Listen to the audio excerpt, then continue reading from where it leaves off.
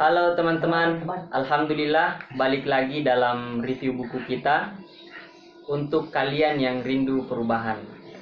Nah, di bagian kedua buku ini, penulis Edgar Hamas menyampaikan kepada kita pentingnya ilmu pengetahuan untuk mencapai kejayaan atau perubahan yang kita inginkan. Dan pada bagian ini, penulis melampirkan kisah pribadinya selama menjalani pendidikan di pondok pesantren ketika itu, yang mana dalam proses berilmu pengetahuan perlu persiapan-persiapan. Salah satunya adalah persiapan mental. Dan ini yang perlu kita tekankan kepada kita semua sebagai agen-agen perubahan, sebagai orang-orang yang rindu akan kejayaan Islam dan bangsa ini, yaitu bahwa dalam proses berilmu pengetahuan harus siap dengan jalan yang panjang. Karena ilmu pengetahuan itu, teman-teman sekalian, tidak bisa instan kita dapatkan, tetapi ada proses yang panjang. Dan ini yang dikutip oleh penulis dalam buku ini, yaitu perkataan Imam Syafi'i rahimahullahu ta'ala, yang mengatakan bahwa kalian tidak akan mendapatkan ilmu pengetahuan kecuali dengan 6 perkara. Dan salah satunya adalah butuh waktu yang panjang untuk mendapatkannya. Dan selain itu, teman-teman sekalian, ada 4 spesifikasi ilmu pengetahuan yang hendaknya dimiliki oleh Anda sebagai agen-agen pembawa perubahan. Tetapi kata penulis, sebagai catatan, ini bukan spesifikasi yang sifatnya mutlak, tetapi ini adalah pesan yang disampaikan guru penulis ketika menjalani proses pendidikan di pondok pesantrennya. Yang pertama, teman-teman sekalian, adalah ilmu agama atau ilmu syar'i. Kita ketahui bahwa agama dalam kehidupan kita sebagai manusia sangat penting dan sangat vital keberadaannya.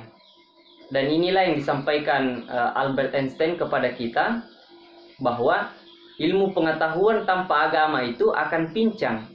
Kenapa?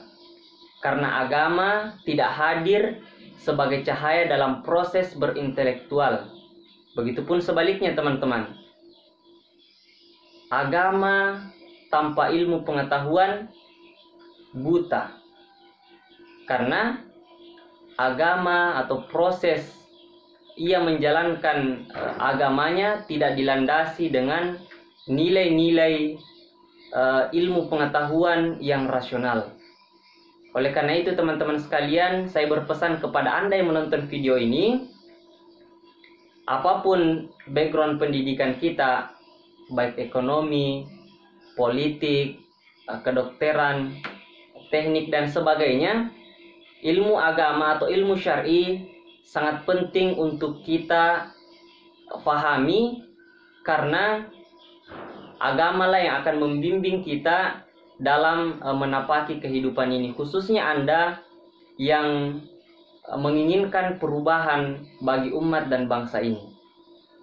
Spesifikasi yang kedua, teman-teman sekalian, adalah ilmu sejarah. Kata penulis dalam buku ini, sepanjang pembacaannya menelusuri kitab dan sejarah-sejarah yang pernah ia baca, ada satu benang merah yang ia dapatkan dari tokoh-tokoh besar, yaitu mereka punya kecintaan yang tinggi terhadap sejarah. Pertanyaannya mungkin, ada apa dengan sejarah, dan kenapa para perindu perubahan ini harus paham dengan ilmu pengetahuan kaitannya dengan sejarah? Kita tahu, teman-teman sekalian, bahwa dengan sejarahlah kita akan mengetahui bahwa orang-orang atau para pendahulu kita melakukan perubahan atau melakukan perbaikan-perbaikan dengan satu metode tertentu. Dan dengan ini kita bisa mengetahui apakah strategi atau metode yang pernah dilakukan itu berhasil atau justru menuai kegagalan. Dan dari sini kita akan memetik satu hikmah atau satu ibrah bahwa hal ini yang harus kita lakukan dan hal ini yang harus kita tinggalkan dan lain sebagainya. Nah, begitupun mungkin teman-teman sekalian sebagai agen perindu perubahan, tentu kita butuh semacam obsesi untuk membangkitkan semangat kita. Dan salah satu media untuk membangkitkan gelora semangat kita adalah dengan mempelajari sejarah. Karena dengan sejarahlah kita akan melihat, akan membaca betapa hebatnya para pahlawan kita, betapa hebatnya para pendahulu kita dalam memperjuangkan kebenaran itu. Yang ketiga, teman-teman sekalian, adalah ilmu bahasa. Nah, kita tahu bahwa bahasa adalah alat kita untuk berkomunikasi dengan semua kalangan. Tetapi dalam kaitan untuk menuju kejayaan yang kita inginkan, bahasa adalah satu alat yang kita gunakan dalam proses mencari ilmu pengetahuan agar kita bisa memiliki satu wawasan atau satu pemahaman yang lebih komprehensif atau lebih universal. Nah, kita tahu ketika Islam berada di puncak kejayaannya, bangsa Eropa memaksakan diri. Para intelektual Eropa memaksakan diri untuk mempelajari bahasa Arab. Kenapa?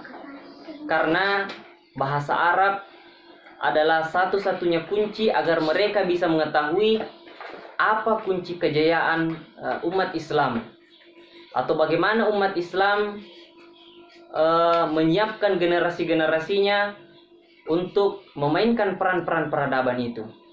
Nah, begitupun mungkin kita saat ini, teman-teman sekalian, jika kita ingin memainkan di suatu hari peran-peran perbaikan, peran-peran peradaban, maka bahasa adalah salah satu ilmu pengetahuan yang harus kita miliki. Dan yang keempat, teman-teman sekalian, adalah ilmu sains dan teknologi. Saat ini sedang marak industri 4.0, dan itu adalah salah satu pencapaian dalam teknologi industri. Dan oleh karena itu, teman-teman sekalian, sebagai agen pembawa perubahan, kita harus ikut untuk memiliki ilmu pengetahuan tentang zaman kita, agar kita bisa menyiasatinya, agar kita bisa berbahasa dengan bahasa kaum saat ini. Dan kita tahu juga bahwa teknologi lah yang memudahkan kita untuk melakukan segala hal. Kita mau berdakwah, mau menyampaikan ide dan gagasan, teknologi adalah salah satu media yang sangat strategis untuk kita gunakan dalam menyampaikan pesan-pesan atau menyampaikan apa yang hendak kita utarakan kepada kelompok lain. Tetapi teman-teman sekalian, di buku ini juga penulis menyampaikan kepada kita dan menekankan kepada kita bahwa keempat spesifikasi ilmu ini sifatnya hanya secara umum, tetapi yang terpenting adalah masing-masing di antara kita harus punya satu spesialisasi dalam bidang keilmuannya. Saya mungkin jurusan komunikasi harus punya keahlian lebih dibanding teman-teman yang lain di bidang komunikasi. Begitupun mungkin Anda di bidang politik harus menguasai ilmu politik agar bisa unggul di bidangnya. Dan inilah yang akan kita mainkan di kemudian hari, teman-teman sekalian. Spesialisasi inilah yang akan kita gunakan untuk memainkan peran-peran perubahan di kemudian hari.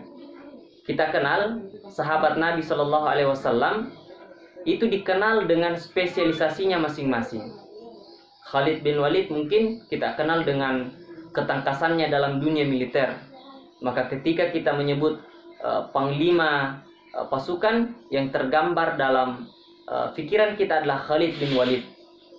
Dan itulah yang Allah Subhanahu wa taala berikan kepada Khalid bin Walid, Saifullah al-Maslul, pedang Allah yang terhunus. Begitupun mungkin sahabat-sahabat yang lain, masing-masing di antara mereka punya kelebihan yang satu di antara yang lain itu tidak dimiliki. Ada yang ahli dalam bidang Al-Quran, ada yang ahli dalam bidang tafsir, ada yang ahli dalam bidang sejarah, dan itu yang mereka pergunakan untuk memainkan peran-peran perubahan, untuk memainkan peran-peran peradaban di kemudian hari. Karena yakin dan percaya teman-teman sekalian, spesialisasi inilah yang akan kita andalkan, spesialisasi inilah yang akan kita pakai untuk bertempur dengan musuh-musuh yang tentunya tidak menginginkan perubahan, tetapi justru menginginkan kehancuran. Demikian teman-teman sekalian review buku kita kali ini. Sampai jumpa di video selanjutnya.